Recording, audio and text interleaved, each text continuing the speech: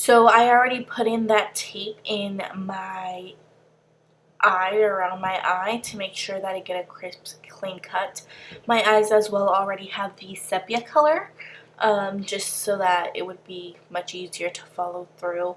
I'm getting this mulberry color, and I'm switching up the brushes to get a big, a dimension to it in regards to that cranberry color. So this brush right here, it's the Real Techniques. I don't know the name, but it's just like a really domed shaped brush, and I'm just putting that around my crease as well. I'm coming in with the Espresso eyeshadow and then just putting that in the outer V corner, and I'm bringing that up about half on half of my lid just to give it more of that definition.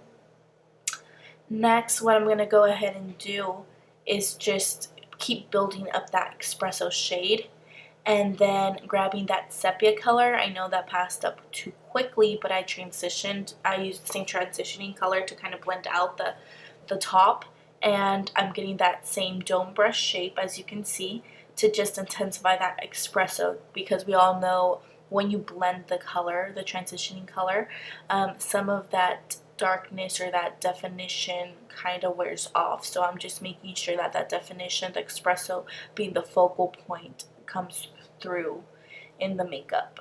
So I'm just making sure that it's not lost. Here, I do apologize, but I'm using the Christina went off 43 eyelashes. I'm also using the NYC liquid eyeliner, and I just angled that. As you can see, I also removed the tape, which gave me that angled cat eye look, and I just went ahead and added the NYX Jumbo Eye Pencil in black, so you could kind of see the overall look. We're not done yet. I do apologize with my skin, because I had done a chemical peel recently, so my skin was peeling off. That's why you see how dry it is. I was about into the third day. So next we're going to go ahead and go with the color Opal, and we're just going to go ahead and set that underneath the brow bone, just to give it that lifted look and make that the focal point, give us that kind of edgy cat eye look, I guess. I don't know. But yeah, so it's just like a really shimmery vanilla color, kind of like the Becca one actually, but this is the eyeshadow version, I guess. And we're going to go ahead with the Smashbox Photofinish Hydrating Under Eye Primer. I know this is for the under eye, but I decided to go ahead and put it under my,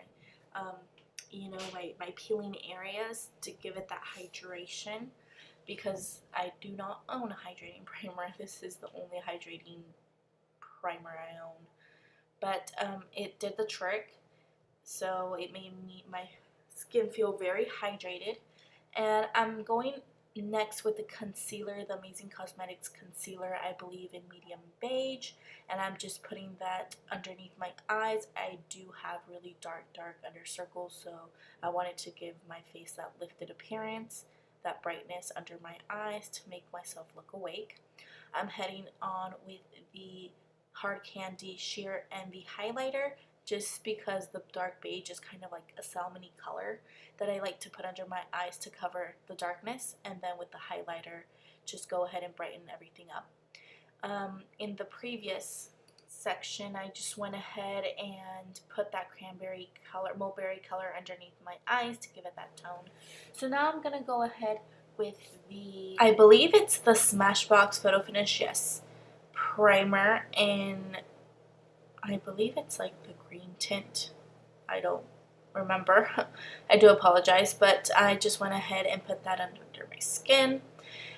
And next, what I'm doing is I'm wanting to make you guys take a closer look at my skin, because it is a little bit drying, but I used the Better Than Sex mascara to kind of darken up my eyelashes so that they went according to the eyelashes I chose. I'm using this NYX Studio Photofinish setting powder to kind of set my under eyes so that they don't budge. I'm using this Tarte, I believe it's called the Rainforest of the Sea foundation, and I believe it's in color Sand, or yeah. And I'm just using the beauty blender to kind of put that all over my skin, especially where I know I didn't get full coverage with my concealer. Next, I'm getting the Shade and Light Contour Palette from Kat Von D, and I'm using that the bottom left corner color to kind of contour my face. And then I don't do this too much. I just want to make sure I get the gist of it. All my brushes, by the way, are not branded. They are just Jessup brushes from eBay. They're like 10 of them for like $13, but they do the trick. I love them. I feel like their quality is really good. So next I'm going in with the highlighter. I'm using the Becca Shimmering Skin Perfector, and I believe this is in the color Opal, yes.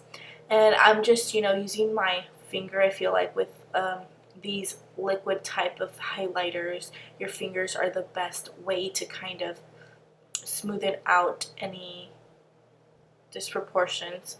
So I'm going to go ahead and get that bottom middle color to kind of bronze up my face, give myself a little bit more of that color. So then I'm going to go ahead and get the So Hollywood highlighter by Anastasia. This is by far my favorite highlighter of all times, and I just want to make sure that I'm getting, the areas of my choosing, the Cupid's bow, nose, etc. I'm getting this color in Bossy. I believe it's the Lippie pencil they own. The Colourpop owns, I do apologize. And I'm just creating this contour line on my lips to make them appear a little bit fuller. I don't know if you guys could tell, but I did not overdraw my lips. I do not like that. I'm getting this Colourpop liquid lipstick in color, I believe it's called More Better, yes.